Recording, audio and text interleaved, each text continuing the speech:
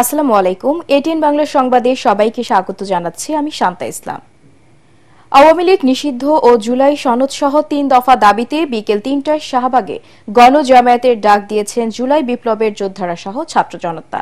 রাতে শাহবাগ ব্লকের থেকে এই ঘোষণা দেন তারা। এই দাবিতে সংহতি জানিয়ে তাদের সঙ্গে যোগ দিয়েছে জাতীয় নাগরিক পার্টি এনসিপি, জামায়াত ইসলামী, ইসলামী আন্দোলন বাংলাদেশ সহ বিভিন্ন রাজনৈতিক দল ও সংগঠনের নেতাকর্মীরা। এর আগে এনসিপির মুখ্য সংগঠক হাসনাত আবদুল্লাহ হুঁশিয়ারি দেন, জুলাই গণ অভ্যুত্থানের শহীদ পরিবার আর আহতদের দাবির পরেও অন্তর্বর্তী সরকার আওয়ামী লীগ নিষিদ্ধে গড়িমসি করছে, আর কোনো যদি ও কিন্তু চলবে না জানিয়ে ফ্যাসিবাদ বিরোধী সব পক্ষকে শাহবাগে আসার আহ্বান জানান তিনি। রিপোর্ট আদ্দিন সজীবের। আবারও শাহবাগে জনসমুদ্র আওয়ামী লীগ নিষিদ্ধের দাবিতে। এবারও শাহবাগ ব্লকের ডাক দিয়েছেন জুলাই অভ্যুত্থানের সম্মুখ সারির নেতারা। দলমতের পার্থক্য পাশ কাটিয়ে সব পক্ষই হাজির শাহবাগ মোড়ে। স্লোগানে স্লোগানে উত্তাল তাদের দাবি আর কোনো কৌশল বা আলোচনা নয়, আওয়ামী লীগকে নিষিদ্ধ করতেই হবে।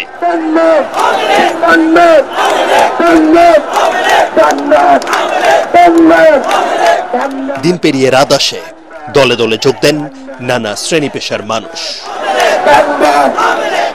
মূলত আওয়ামী লীগ নিষিদ্ধের এই আন্দোলনের শুরুটা বৃহস্পতিবার রাত থেকে হাসনাত আবদুল্লাহর ডাকে প্রধান উপদেষ্টার বাসভবনের সামনে।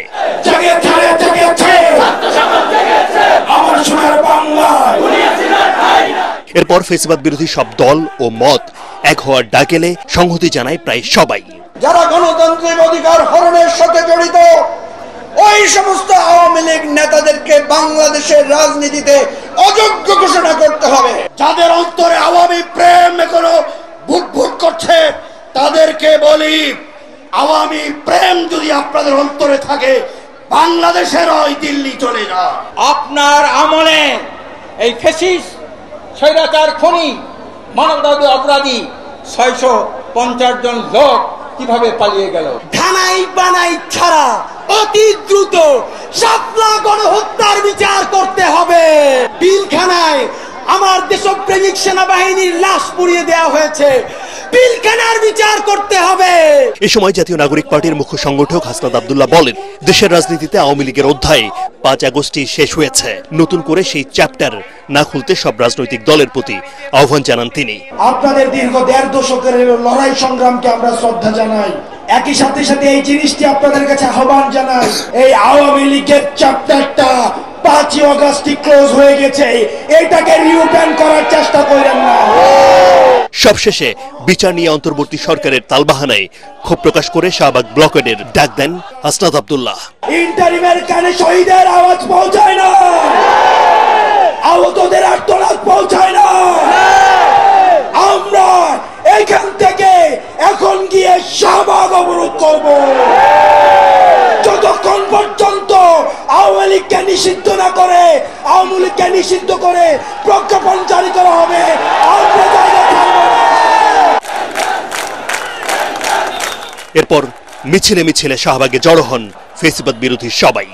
তারা বলছেন ১৫০০-এরও বেশি শহীদ এবং ৩০,০০০ আহত যোদ্ধা যারা এখনো দৃষ্টান্ত হয়ে আছে জুলাই গণ অভ্যুত্থানের, তারা কি যথেষ্ট নয় অন্তর্বর্তী সরকারের কাছে আওয়ামী লীগের বিচারের জন্য কিংবা আওয়ামী লীগকে নিষিদ্ধ করার জন্য? এই প্রশ্ন তুলছেন জুলাইয়ের যোদ্ধারা, এমনকি বিভিন্ন রাজনৈতিক পক্ষ ও রাজনৈতিক দল যারা এই শাহবাগ এবং যমুনার সামনে যে অবস্থান ছিল সেখানে একমত সংহতি জানিয়ে বলেছেন, দাবি করেছেন আওয়ামী লীগকে অবশ্যই নিষিদ্ধ করতে হবে দ্রুততম সময়ের মধ্যে, না হলে শাহবাগ ব্লকের এই কর্মসূচি আরো বড় হবে।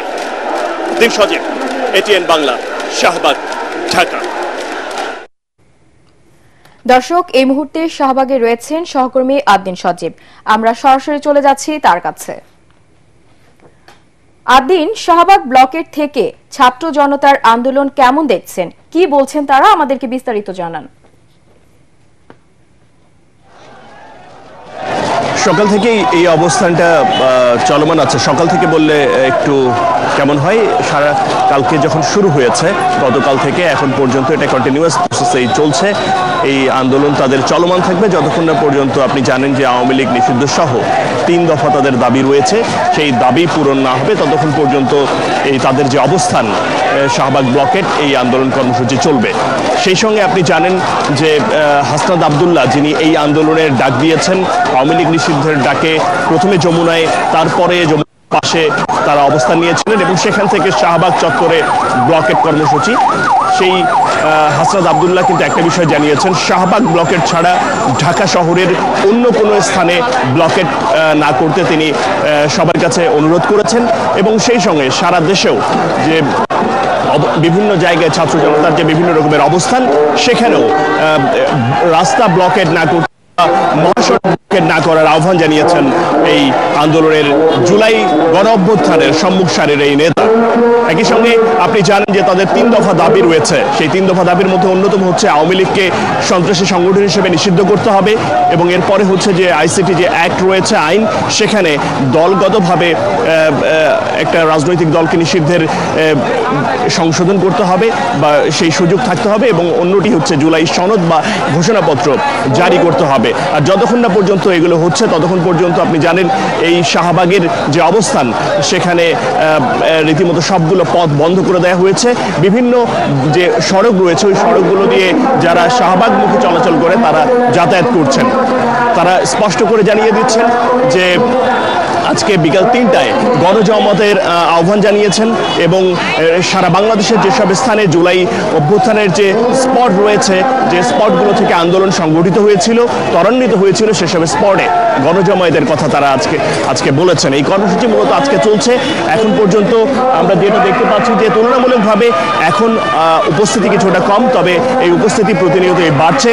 সময়ের সঙ্গে সঙ্গে নানামুখী স্লোগান উঠছে, আওয়ামী বিরোধী বিভিন্ন স্লোগানে এই শাহবাগ মুখরিত হচ্ছে, উত্তাল হয়ে উঠছে এবং এই দাবি বারবার উঠছে যে আওয়ামী লীগকে নিষিদ্ধ করতেই হবে, এখান থেকে পিছিয়ে আসার কোনো সুযোগ নেই। আদিন, আপনাকে ধন্যবাদ।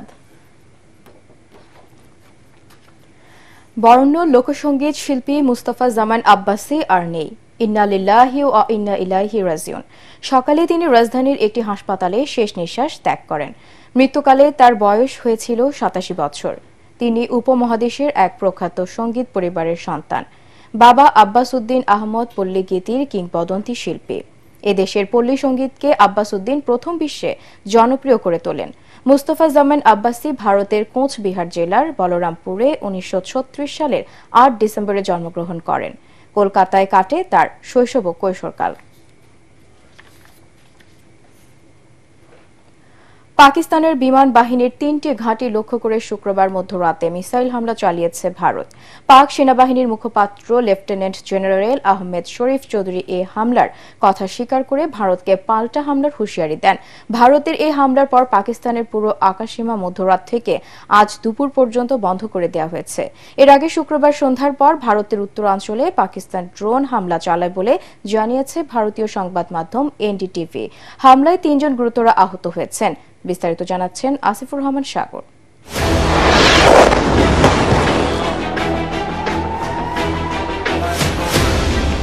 ভারত নিয়ন্ত্রিত কাশ্মীরের পেহেলগামে বন্দুকধারীদের হামলাকে ঘিরে 3 দশকের মধ্যে সবচেয়ে বড় ধরনের সংঘাতে জড়িয়েছে ভারত ও পাকিস্তান। 3 দিন ধরে পাল্টাপাল্টি হামলা চালিয়ে যাচ্ছে প্রতিবেশী 2 দেশ। Bismillahir Rahmanir Rahim. Today on 10th May at the time of Fajr. মধ্যরাতে পাকিস্তানি বিমান বাহিনীর 3টি ঘাঁটি লক্ষ্য করে ক্ষেপণাস্ত্র হামলা চালায় ভারত। এগুলো হলো রাওয়ালপিন্ডির নূর খান বিমান ঘাঁটি, শর্কটের রফিকি বিমান ঘাঁটি ও চকওয়ালের মোরাইদ ঘাঁটি। তবে এসব হামলা সফলভাবে প্রতিহত করার দাবি করেছে পাকিস্তান। কাতার ভিত্তিক সংবাদ মাধ্যম আল জাজিরা জানিয়েছে, স্থানীয় সময় রাত 2:30টার দিকে রাওয়ালপিন্ডি এবং ইসলামাবাদে বিশাল বিস্ফোরণের শব্দ শোনা যায়। ওই সময় নূর খান ঘাঁটিতে ব্যালিস্টিক মিসাইল ছোড়া হয়, যা প্রতিহত করা হচ্ছিল বলে দেশটির নিরাপত্তা সূত্র জানিয়েছে। দেশটির ভেতরে প্রবেশ করে ভারতের হামলা পাকিস্তানের প্রতিরক্ষা ব্যবস্থাকে ভঙ্গুর প্রমাণ করেছে। আল জাজিরা জানিয়েছে, এই ঘাঁটি পাকিস্তানের জন্য বেশ গুরুত্বপূর্ণ, কারণ এটি দিয়ে বিদেশি গুরুত্বপূর্ণ ব্যক্তিরা পাকিস্তানে আসা যাওয়া করেন। এছাড়া পাকিস্তানের বড় বড় নেতারাও বিদেশে বা দেশের অন্য কোথাও যেতে এটি ব্যবহার করে থাকেন। এই হামলার পর পাকিস্তান সেনাবাহিনীর মুখপাত্র লেফটেন্যান্ট জেনারেল আহমেদ শরীফ চৌধুরী হামলার কথা স্বীকার করে নিয়ে জানান, ভারতের কিছু মিসাইল তাদের প্রতিরক্ষা ব্যবস্থা ভেদ করে বিমান ঘাঁটির কাছে আঘাত হানতে সক্ষম হয়েছে।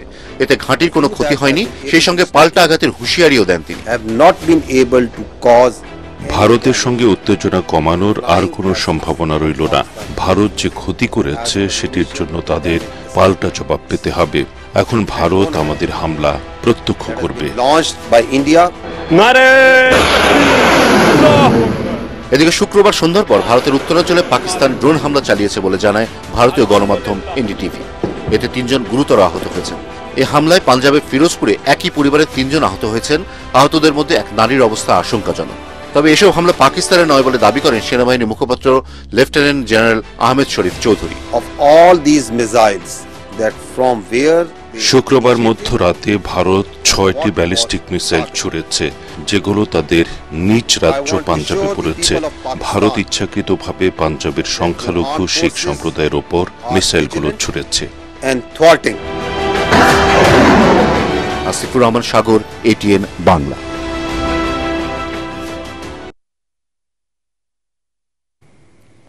বাংলাদেশের সার্বভৌমত্ব রক্ষায় সক্ষমতা বাড়ানো উচিত, তবে এই মুহূর্তে পরমাণু কর্মসূচির দিকে যাওয়া ঠিক হবে না বলে মনে করছেন নিউক্লিয়ার বিশেষজ্ঞরা। রূপপুর পারমাণবিক বিদ্যুৎ কেন্দ্র থেকে বোমা তৈরির আলোচনা চলছে, তার কোনো সুযোগ নেই বলেও জানান তারা। রিপোর্ট মাহবুব কবির চপলের।